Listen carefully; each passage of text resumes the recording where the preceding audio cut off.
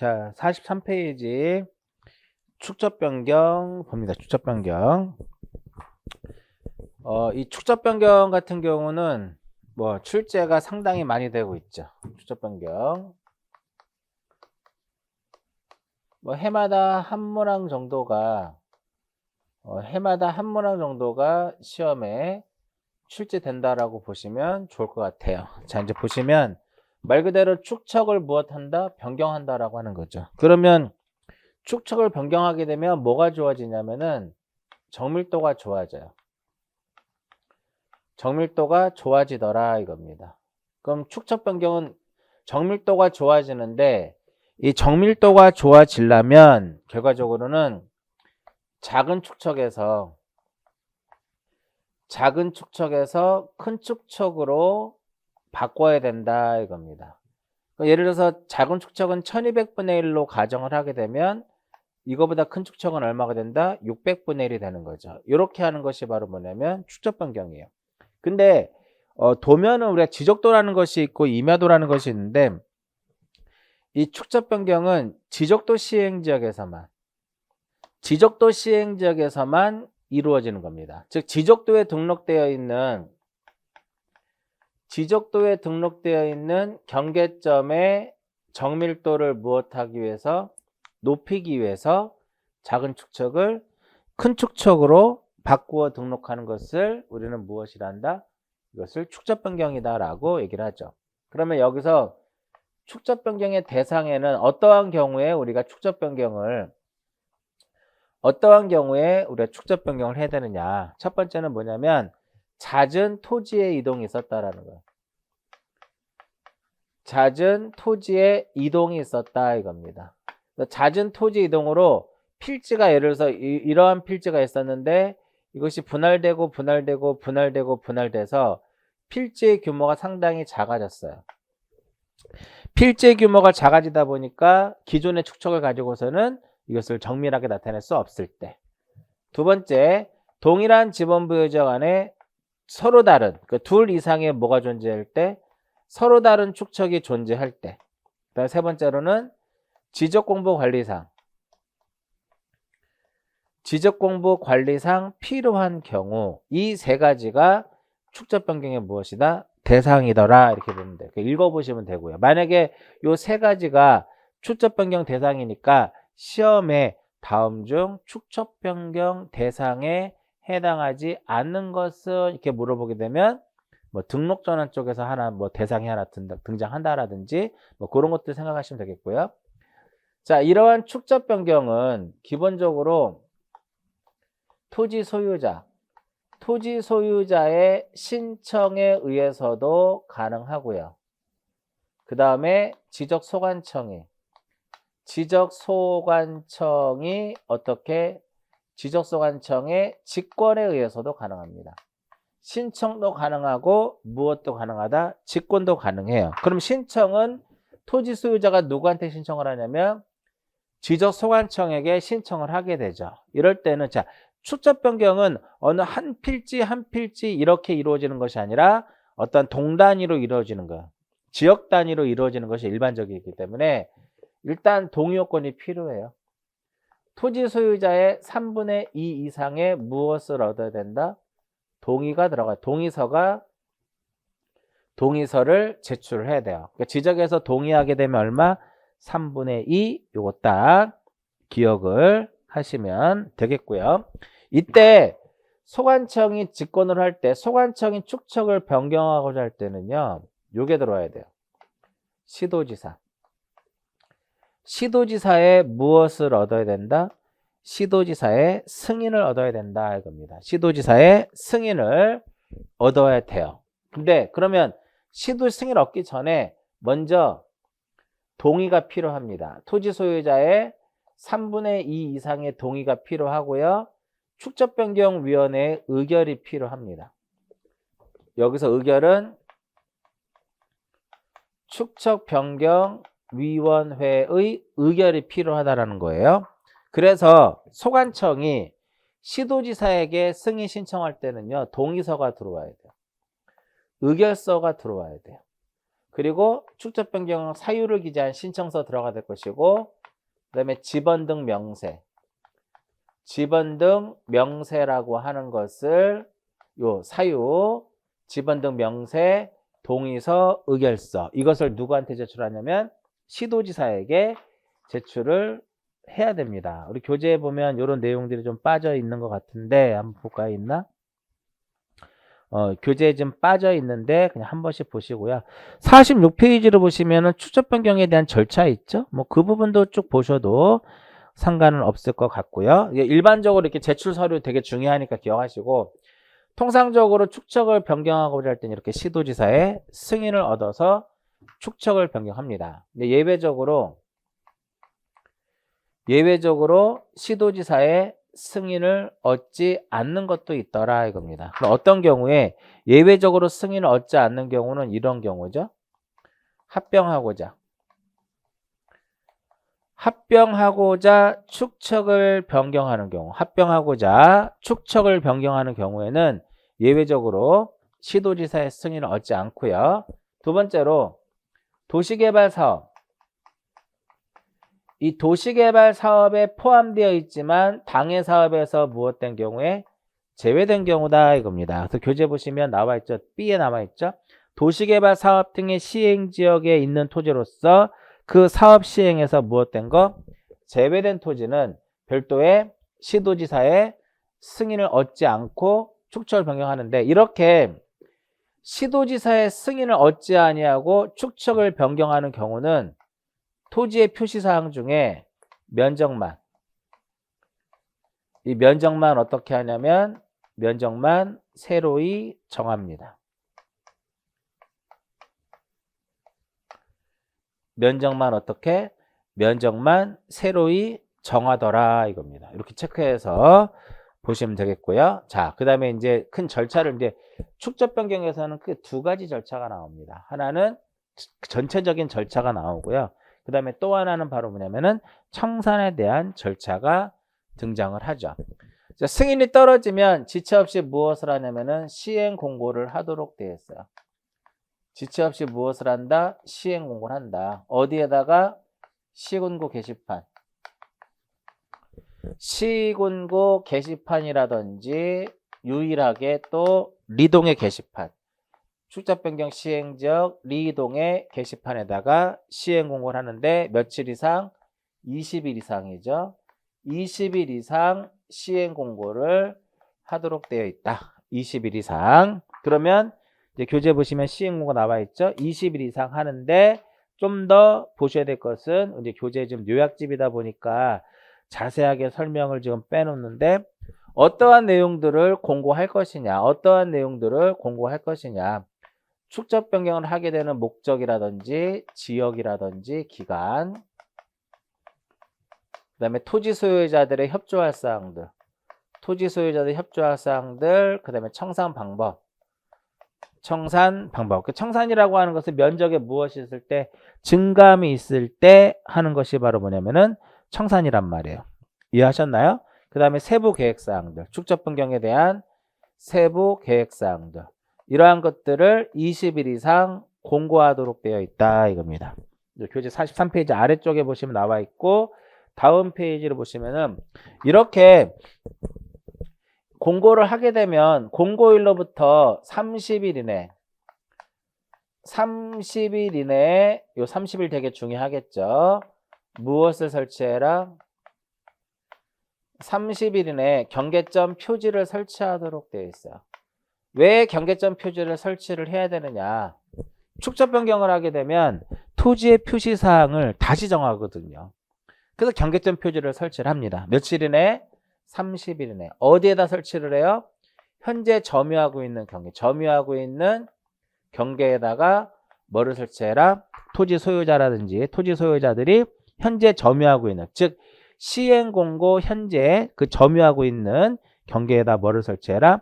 경계점 표지를 설치하게 됩니다. 그러니까 이렇게 토지 소유자들이 경계점 표지를 설치하게 되는 거죠. 그러면은 토지 소유자들이 설치한 경계점 표지를 기초로 해가지고 축적 변경을 위한 무엇을 실시한다? 축적 변경을 위한 측량을 실시를 해가지고 토지의 표시사항, 토지의 표시사항을 무엇하도록 되어 있어요? 결정하도록 되어 있다 이겁니다. 축적 변경을 위한 측량 실시를 해서 토지의 표시에 관한 사항 결정하는데 이때 면적에 무엇을 가져올 수 있어요? 기존에 축적 변경하기 전에 면적과 하고 난 후에 면적이 다를 수 있기 때문에 이때는 지번별 조서라는 것을 작성을 합니다. 자, 이때 지번별 조서라고 하는 것은 축적 변경 시행 전과 축적 변경을 하고 난 후에 면적의 증감 내역을 기록한 것을 무엇이란다? 우리는 이것을 지번별 조서다라고 얘기를 해요. 자, 이때 축적 변경을 이제 측량을 해서 토지 표시를 결정한다고 했죠. 이때 토지 표시에서 두 가지만 기억하시면 돼요. 지번과 면적. 지번과 면적만 보면 되는데 이때 지번은요, 요거죠. 도시개발 사업.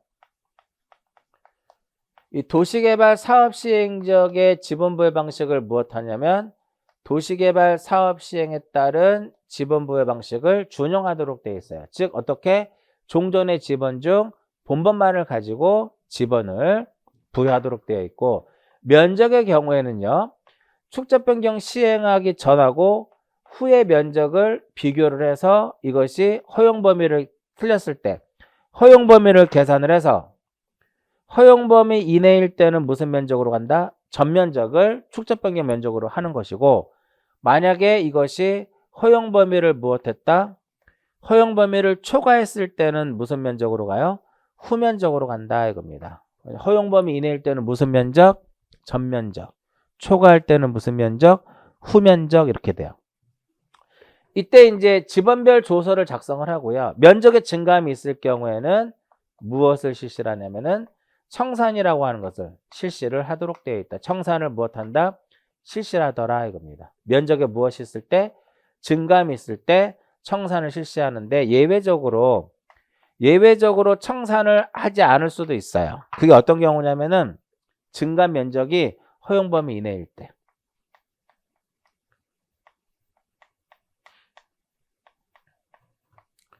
증감 면적이 허용 범위 무엇일 때? 이내일 때. 허용 범위 이내일 때는 청산을 하지 아니할 수도 있고요. 그 다음에 토지 소유자 전원이 청산을 하지 아니하기로 합의를 해서 서면을 제출한 경우에는 별도의 무엇을 하지 않는다? 청산을 하지 아니할 수도 있다. 이렇게 되는 거죠. 청산이 모두 끝났어요. 청산 제출 좀 이따 보고요. 청산이 모두 끝나게 되면 무엇을 한다? 확정 공고를 하게 되어 있어요. 오른쪽 페이지 상단에 보면 나와 있죠. 자, 이때 하나 더 추가할 거. 시행 공고가 떨어지면 시행 공고일로부터 이 확정 공고할 때까지 는요. 경계보건 측량이라든지 경계보건 측량 그리고 지적공부 정리 이런 것들을 무엇한다? 확정 공고할 때까지 정지시킵니다. 못하도록 무엇한다? 정지시키더라. 44페이지 정중앙에 나와 있죠. 지적소관청은 축적 변경 시행 기간 중에는 축적 변경 시행적 안에 지적공부 정리와 경계보건 측량을 언제까지? 확정 공고일까지 무엇한다?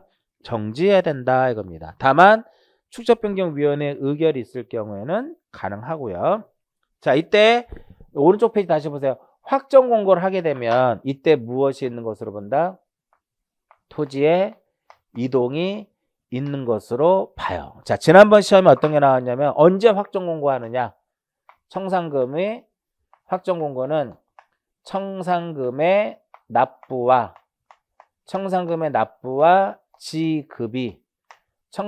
납부와 지급이 무엇이 되면? 완료됐을 때. 청산금의 납부와 지급이 완료가 되면 지체 없이 무엇을 한다? 확정 공고를 하고요. 이때 확정 공고를 하게 되면 무엇이 있는 것으로 본다? 토지에 이동이 있는 것으로 본다. 확정 공고하게 되면 공부에 등록을 하고요. 지적 공부에 등록을 하고 토지 이동이죠. 토지 이동이기 때문에 최종적으로 등기를 촉탁하는 이러한 절차까지 가더라 이겁니다. 이해하셨나요? 이렇게 해서 보시고요. 자, 이게 면적의 증감이 있을 때 무엇을 한다? 청산을 하게 됩니다. 이 청산이라고 하는 것은 내가 기존의 면적이 100이었는데 축적 변경을 함으로써 면적이 110이 됐다라 늘어났다라든지 아니면 90으로 줄어들었다든지 이렇게 면적에 무엇이 있을 때 증감이 있을 때 하는 것이 청산인데 아까 얘기했던 것처럼 증감 면적이 허용 범위 이내이거나 토지 소유자 전원이 청산을 하지 아니하기로 합의를 해서 서면을 제출하는 경우에는 청산을 하지 아니할 수도 있는데 자 그러면 청산 절차를 한번 보게 되면 일단 청산금을 계산해야 되겠죠. 청산금은 이렇게 되는 거예요. 집원별 청산하기 위해서는 집원별 제곱미터당 금액을 결정을 해야 돼요. 첫 번째 청산 절차는 집원별 제곱미터당 무엇을 결정하자? 금액을 결정하자 이겁니다. 44페이지 맨 하단부에 나와 있죠. 따라서 여기서는 지적소관청은 시행공고 현재를 기준으로 해가지고 집원별 제곱미터당 금액을 무엇을 해서 조사를 해요. 소관청이 시행공고 현재를 기준으로 해서 집원별 제곱미터당 금액을 조사를 해서 이것을 어디에다가 축척 변경위원회에다가 제출을 하게 됩니다. 축척변경위원회에 제출을 하게 되면 의결로서 얘를 결정하는 겁니다. 따라서 집원별 제곱미터당 금액 결정에 관한 사항은 축척변경위원회의 의결사항이다. 이렇게 보는 거죠. 그럼 여기서 이제 금액이 결정이 되면 그 다음에는 청산금을 산정합니다. 청산금을 무엇한다? 청산금을 산정하게 됩니다. 이때 청산금 산정에 관한 사항도 축적변경위원회의 의결사항이에요. 그러면 이 청산금 어떻게 구할까요? 이렇게 구하겠죠. 증감 면적에다가 곱하기 집원별 제곱미터당 금액을 곱하는 거죠. 증감 면적에다가 무엇을 곱한다? 금액을 곱해서 청산금을 산정하도록 되어 있다 이겁니다. 자, 청산금 산정이 되면은 청산금이 결정이 됐다라고 하는 청산금의 결정을 무엇하냐면 공고를 해요. 청산금의 결정 공고를 하더라 이겁니다. 공고를 해서 일반인들로 하여금 열람케 하는 거예요. 그럼 여기서 공고는 며칠이냐면은 15일 이상이에요. 15일 이상 하고요. 그 다음에 이제 납부와 수령 통지합니다. 며칠 이내? 결정 공고일로부터 20일 이내. 이거 다 암기하셔야 돼. 20일 이내에 무엇을 하냐면은 청산금의 납부와 수령 통지를 합니다. 납부, 수령, 통지. 이때 납부는 6월. 고지를 받은 날로부터 6월 이내 납부하는 것이고, 과거에 이제 지급도 3월이었는데 6월로 바뀌었죠? 이제 수령도 6월, 지급도 6월이더라 이겁니다. 이때 납부 고지와 수령 통지를 받았는데 이의가 있을 경우에는 통지를 받은 날로부터 몇 월 이내? 1월 이내에 무엇을 신청할 수 있냐면 1월 이내에 이의 신청을 하게 됩니다. 청산 누가 해요? 지적소관청이 하는 거죠. 따라서 이의 신청도 누구한테 하는 것이다? 이의 신청도 지적소관청에게 이의 신청을 하는 겁니다.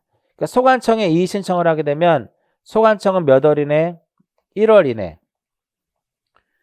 1월 이내 축척변경위원회의 의결을 거쳐가지고 인용 여부를 결정하도록 되어 있더라 이겁니다. 이해하셨나요?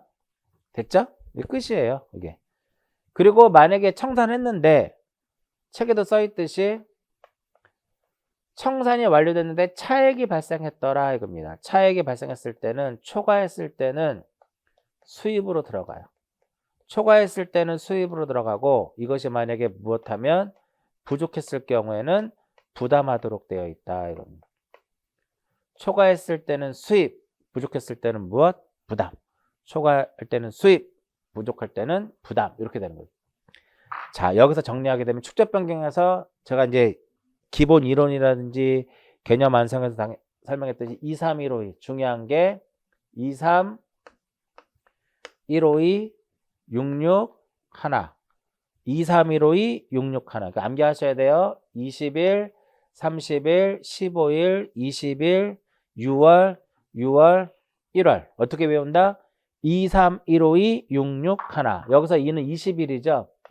여기서 20일은 무엇이냐면은 20일은 시행 공고고요. 30일은 경계점 표지 설치. 토지 소유자는 시행 공고일로부터 30일 이내에 경계점 표지를 설치하도록 되어 있고요. 15일 여기서 15일은 청산금의 무엇이다? 15일은 청산금에 대한 결정 공고. 청산금에 대한 결정 공고. 20일은 무엇이다? 납부 수령 통지. 납부 수령 통지 20일. 납부 6월. 지급 6월. 1월 이내에 무엇? 1월 이내에 이의신청 이렇게 되는 거죠. 이해하셨나요? 그래서 축적 변경하게 되면 항상 뭐를 떠오른다? 2, 3, 1, 5, 2, 6, 6, 하나 2, 3, 1, 5, 2, 6, 6, 하나 이거를 딱 기억하시면 돼요. 자, 그래서 이제 46페이지를 보시면 축적 변경에 대한 전반적인 큰 틀이 정리가 되어 있고요. 그 다음에 나오는 것이 축적 변경 위원회죠.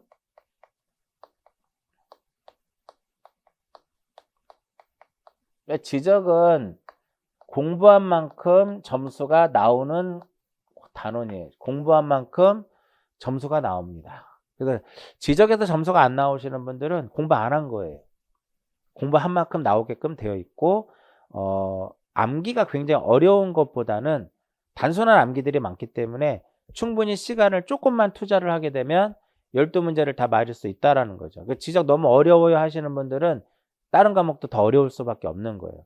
가장 전체적으로 봤을 때는 난이도가 좀 쉬운 그런 과목 중에 하나가 되겠죠. 자, 축적 변경 같은 경우는 위원회잖아요. 위원회죠. 얘는 어디에 설치하느냐? 축적 변경 위원회 설치는 지적 소관청에. 설치 어디에다 한다? 설치는 지적 소관청에, 축적 변경 위원회는 지적 소관청에 둡니다.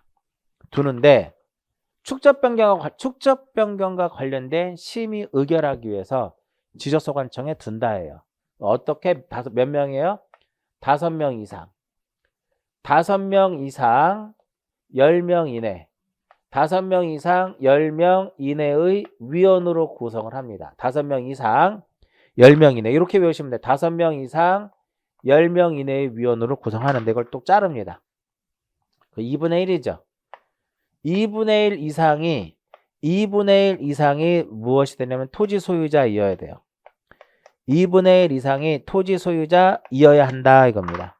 이때 5명 이하일 때는 축적위원 토지 소유자가 5명 이하일 때는 전원이 무엇이 된다? 토지 소유자이어야 되겠고요. 5라는 거 회의 소집 며칠 전? 회의 소집 5일 전까지 각각의 위원에게 서면으로 통지하면 됩니다. 그래서 보시면은 요 날짜 5명 이상 숫자죠. 5명 이상 10명 이내의 위원으로 구성한다. 여기에서 축적 변경과 관련된 모든 숫자들을 정리하시면 된다 이겁니다. 자, 위원회니까 누가 존재해요? 위원장이 존재하겠죠. 축적 변경 위원회 위원장은 지적 소관청이 지명합니다. 지적 소관청이 무엇을 한다? 지명을 하도록 되어 있다 이겁니다. 이해하셨나요? 요거 체크해서 기억하시면 되겠고요. 축적변경위원회 위원은 누가 될 수 있냐면은 뭐 지역사정에 정통한 자라든지 그 다음에 전문적인 지식을 가진 자들이 무엇이 될 수 있다? 위원이 될 수 있다. 이렇게 이제 보는 거고요. 회의 소집, 회의 쪽에 뭐가 써 있어요? 회의 소집 며칠 전, 5일 전에 각각의 위원에게 서면으로 통지하고 제적위원회 과반수의 출석에 의해서 개의가 되고 출석위원회 과반수 찬성에 의해서 의결이 되는데 이때 축적변경위원회에서 하는 역할은 여기 써 있어요. 지번별 제곱미터당 금액 결정에 관한 사항, 청산금의 산정에 관한 사항, 청산금에 대한 이의 신청에 관한 사항, 기타 지적소관청이 회의에 붙이는 사항, 지적소관청이 부의한 사항, 부의라고 하는 것은 회의에 붙인다라는 거거든요. 지적소관청이 회의에 붙이는 사항, 기타 1번에 나와 있는 시행계획에 관한 사항, 시험에 출제가 된 적 있어요. 축적변경위원회에서 어떠한 것들을 의결하느냐, 요거 의결사항, 즉 축적변경위원회 무엇이다? 축적변경위원회 기능이더라 이겁니다. 첫 번째 무엇? 시행계획에 관한 사항. 두 번째 지번별 제곱미터당 금액 결정과 청산금에 대한 청산금 산정에 관한 사항. 세 번째 청산금에 대한 이의 신청에 관한 사항. 마지막으로 네 번째 지적소관청이 부의한 사항. 이때 지적소관청이 부의한 사항인데 이것을 시험에 시도지사가 부의한 사항 이렇게 많이 나옵니다. 아시겠죠? 이렇게 해서 답을 찾으시면 되겠고 여기까지가 바로 무엇이냐면 축척 변경에 관한 사항이다 이겁니다. 자, 신청권자 하기 전에 쭉 넘겨서 50페이지를 보시면 등록사항에 오류 정정이 있죠. 등록사항에 오류 정정이 있는데 그거부터 먼저 정리를 좀 하도록 할게요. 축적 변경 같은 경우는 시험에 해마다 출제가 되고 있고요. 굉장히 또 기출문제가 많이 있기 때문에 여러분들이 이 축적 변경 같은 경우는 기출문제를 통해서 정리를 하시는 것도 좋은 방법 중에 하나고요. 자, 등록사항 정정을 봅니다.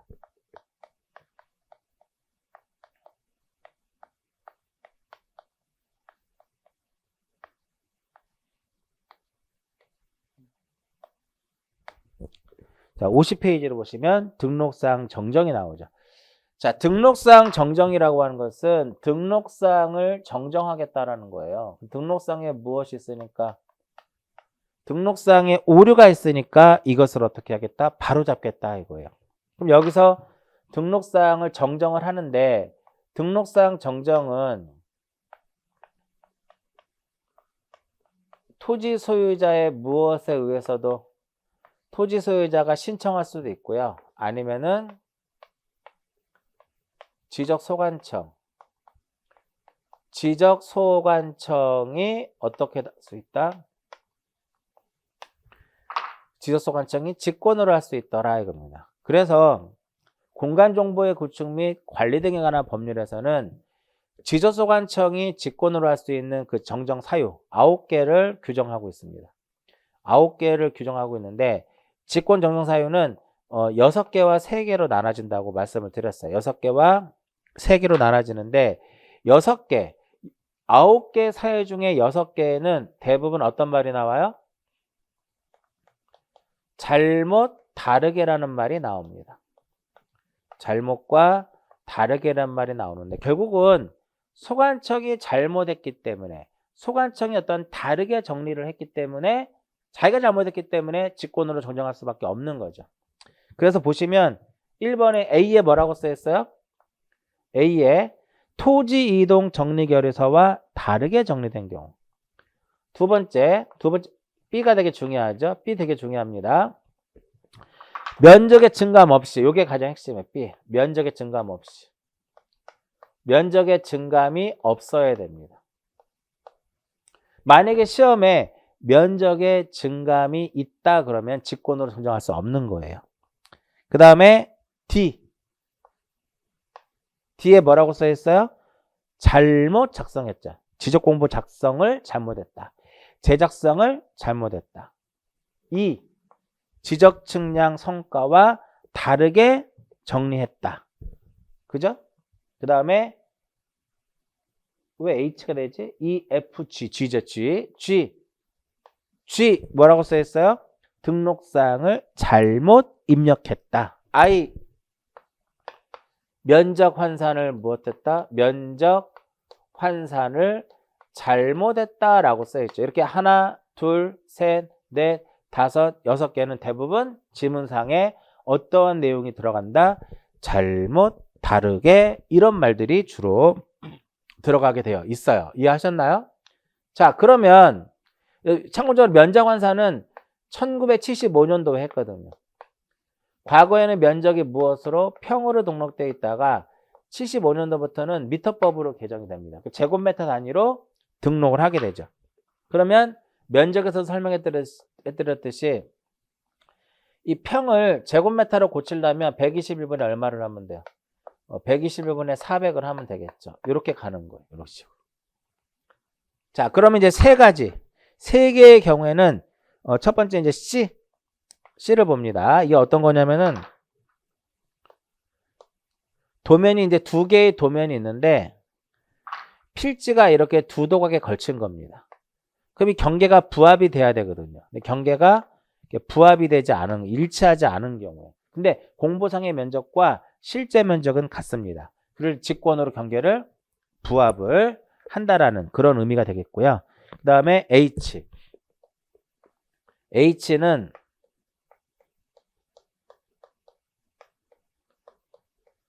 하필 등기 각하에 따른 무엇이 있었다? 통지가 있었더라 이겁니다. 근데 중요한 건 뭐냐면은 우리가 지적에서는 합병이라고 하죠. 지적에서는 합병이다라고 얘기를 하는데 등기에서는 토지를 합필한다라고 해요. 그러니까 지적에서 소관청이 합병하지 말아야 될 것을 합병을 한 거죠. 결국은 등기에서 각하 결정이 나요. 그러면 등기소에서 지적소관청에게 통지해 줍니다. 왜 합병하지 말아야 될 것을 했느냐. 다시 원위시켜야 되는 거죠. 그래서 단수 조건이 붙어요.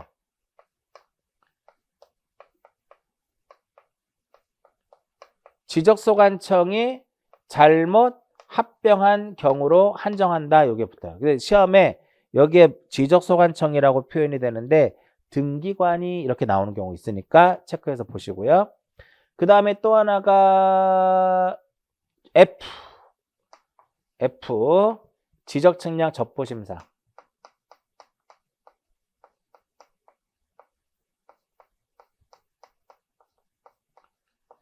이 지적측량 접보심사라고 하는 것은 측량을 했단 말이죠. 측량을 했을 때 성과에 다툼이 있을 때 하는 게 바로 무엇이다? 접보심사예요. 접보심사 의결서. 이게 접보심사 효력이죠. 뭐 나중에 나오겠지만 접보심사의 효력은 바로 뭐냐면 측량 성과를 수정하고 등록사항을 정정하는 거예요. 등록사항 정정. 어떻게? 직권으로. 이렇게 9가지가 소관청이 무엇을 할 수 있다? 직권으로 등록사항을 정정할 수 있다. 이렇게 되는 겁니다. 그러면 이러한 등록사항 정정 대상 토지는 등록사항 정정 대상 토지를 어떻게 관리할 것이냐. 등록사항 정정 대상 토지 A하고 B 남아있죠. 자, A를 보시면 지적소관청이 지적공부에 등록된 토지의 표시에 잘못이 있음을 발견했을 땐 지체 없이 등록사항 정정에 필요한 서류와 등록사항 정정 측량 성과도를 작성하고 대장의 사유란에 무엇이라고 쓴다? 등록사항 정정 대상 토지라고 적고 토지 소유자에게 등록사항 정정 신청을 하도록 그 사유를 무엇한다? 통지하도록 되어 있어요. 다만 이제 직권으로 정정할 때는 그러지 않아도 되고요. 자, B를 보시면 등록사항 정정 대상 토지에 대한 대장을 열람하게 하거나 등본을 발급하게 때에는 등록사항 정정 대상 토지라고 적은 부분을 흑백의 반전으로 표시하거나 붉은색으로 기재를 한다. 이렇게 보시면 되겠고요. 자, 여기서 그 정도 보시고 등록사항 정정해가지고 등록사항에는 크게 두 가지가 있죠. 하나는 무엇이냐면은 토지의 표시가 있고 두 번째로는 소유자에 관한 사항이 있는데 이 소유자에 관한 사항도 두 가지로 나눠져요. 하나는 무엇이다? 하나는 등기된 토지. 등기된 토지와 미등기 토지. 오른쪽 하단에 51페이지 그 하단에 보시면 그 등기된 토지하고 미등기 토지 있죠.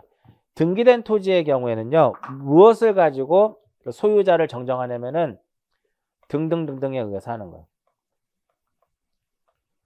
등등 이 네 가지. 등기사항 증명서, 등기필증, 등기 전산정보 자료, 그 다음에 등기완료 통지서. 이렇게 네 개. 두 번째 줄에 나와 있죠. 등기필증, 등기완료 통지서, 등기사항 증명서, 등기 전산정보 자료에 의해서 정정을 하더라 이겁니다. 시험에 등 해가지고 한번 어떤 식으로 나왔냐면은 등기 접수장. 이 등기 접수장은 안 돼요. 이렇게 한번 시험에 나온 적이 있었고요. 자, 미등기 토지의 소유자 정정은 직권으로 할 수 없습니다.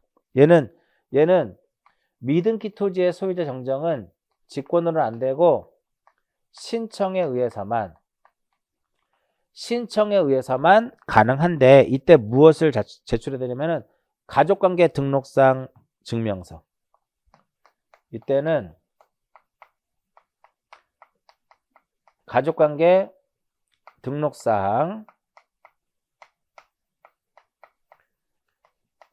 등록상 증명서를 제출하면 돼요. 가족관계 등록상 증명서를 제출을 해서 정정하도록 되어 있다 이겁니다. 이때 토지의 표시를 한번 보시면 경계가 변경됐을 때는 A에 무엇을 제출해라? 인접토지세 승낙서. 그 다음에 승낙서를 첨부하지 못하면 대항할 수 있는 판결서 제출하면 되겠고요. 경계 또는 면적의 변경이 됐을 때는 성과도, 등록상 정정, 측량, 성과도 이런 것들을 제출을 해야 돼요. 한 번씩 보시고요. 시험에 가장 잘 나오는 것은 요거예요. 직권으로 정정할 수 있느냐, 정정할 수 없느냐. 그 다음에 등록상 정정 대상 토지와 등록상 정정 대상 토지 관리 이 부분 나오고요. 자, 참고적으로 여기다 써드리면은 직권 정정을 할 수 없는 거, 직권 정정할 수 없는 거 대표적으로 한 4개 정도 잘 나옵니다. 4개 정도. 첫 번째는 뭐냐면은 직권으로 정정할 수 없는 거에 대표적인 것이 면적의 증감이 있으면 안 돼요. 그 다음에 두 번째, 지적 측량을 잘못한 경우, 지적 측량을 잘못한 경우도 안 되고요. 세 번째로 미등기 토지의 소유자 정정, 미등기 토지의 소유자 정정도 직권으로 할 수가 없고요. 그 다음에 대장하고 등기부가 서로 일치하지 않았는데 그 불일치의 사항이 토지의 무엇이다? 토지의 표시예요. 자, 대장상의 토지의 표시와 등기부상의 토지의 표시가 잘못됐으면 얘가 잘못된 거니까 얘를 정정할 수가 없겠죠. 그래서 4가지 이렇게 직권으로 정정할 수 없는 거 4개 정도 잘 나오니까 알아두시고요. 자, 다시 47페이지로 오시면은 신청의 특례가 나와요. 토지 이동의 신청권자 이렇게 나오죠. 토지 이동의 신청권자 해가지고 이 부분 한번 보시면은 보통 이 토지 이동의 신청은 누가 할까요? 토지 이동 신청은 누가 하는 거예요? 토지 소유자가 하는 거예요. 그다음 토지 소유자가 하는데 비법인 사단 재단의 경우에는 등기랑 똑같아요. 비법인 사단 재단의 경우는 누가 신청한다? 대표자 또는 관리인이 합니다. 그런데 토지 소유자 신청할 것을 누가 할 수 있다? 대위에서 할 수 있더라 이겁니다. 4가지가 나옵니다. 첫 번째, 두 번째, 세 번째, 네 번째. 토지 소유자가 신청을 할 것을 제3자가 대위해서 할 수 있는 첫 번째 누가? 시행자가 합니다. 첫 번째 누가 한다? 시행자. 시행자 하면 이것 떠올라야 돼요. 공공사업 등으로 인해서 몇 개의 지목으로 되는 경우에 공공사업 등으로 인해서 몇 개의 지목으로 되는 경우에 8개의 지목으로 되는 경우. 8개 뭔지 알죠? 이제 천수가 유학 가서 철도를 구제했다. 천수 유학 철도 구제 이렇게 기억하시고요. 그 다음 국가라든지 지자체가 토지를 취득을 하게 되면 그 토지를 관리하게 되는 행정기관의 장이라든지 지자체의 장이 무엇을 한다? 토지이동 신청을 하고요. 그 다음에 관리인이 합니다. 관리인 또는 시행자가 하는데 여기서 관리인은 이제 어떤 경우냐면은 주택법에 따른 공동주택부지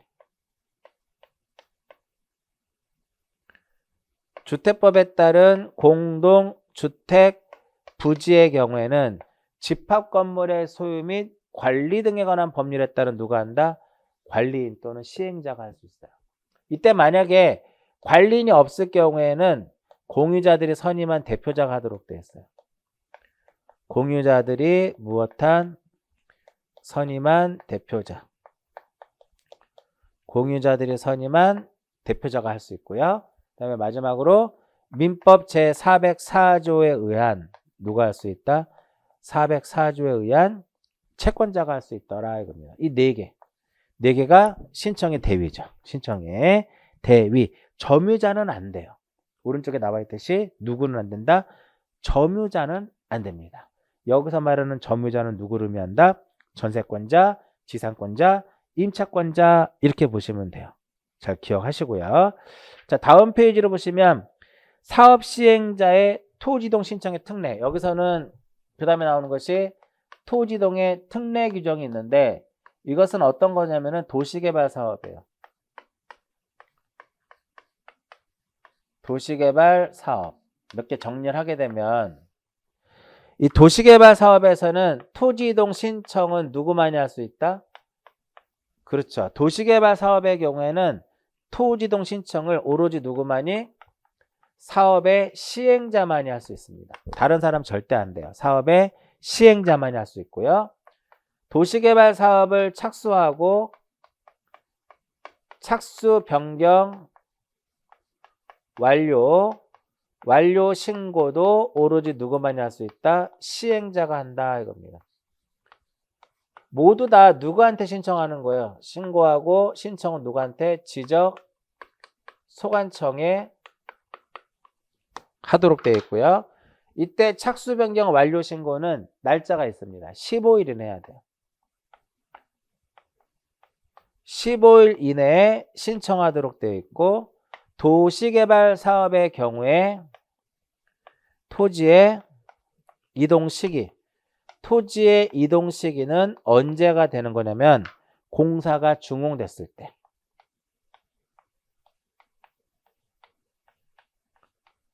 공사가 준공된 때에 무엇인다?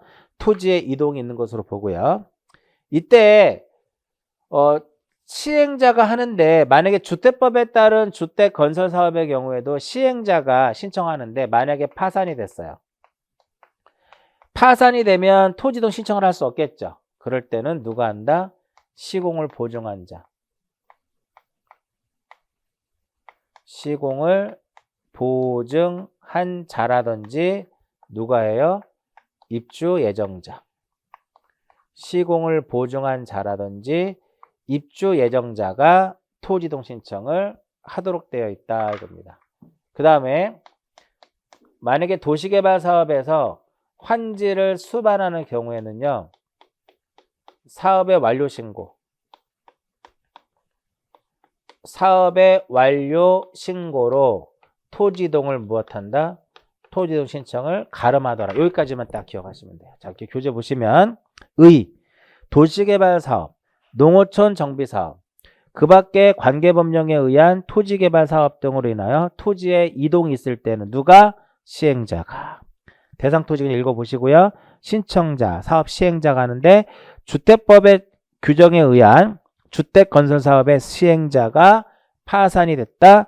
누가 할 수 있다? 시공을 보증한 자, 입주 예정자가 하도록 되어 있고 신고 며칠 이내? 15일 이내. 5번 토지의 이동 시기 언제? 공사가 준공됐을 때. 자, 사업의 신고의 2번 한번 볼게요. 토지개발 사업에 따라 사업의 착수 또는 변경의 신고가 된 토지의 소유자가 해당 토지의 이동을 원하는 경우에는 사업의 시행자에게 요청할 수 있습니다. 즉, 도시개발 사업이 이제 착수 변경 신고가 되면은 토지 소유자는 토지이동 신청을 할 수가 없어요. 다만 시행자에게 요청할 수 있더라 이겁니다. 요청할 수 있다 이겁니다.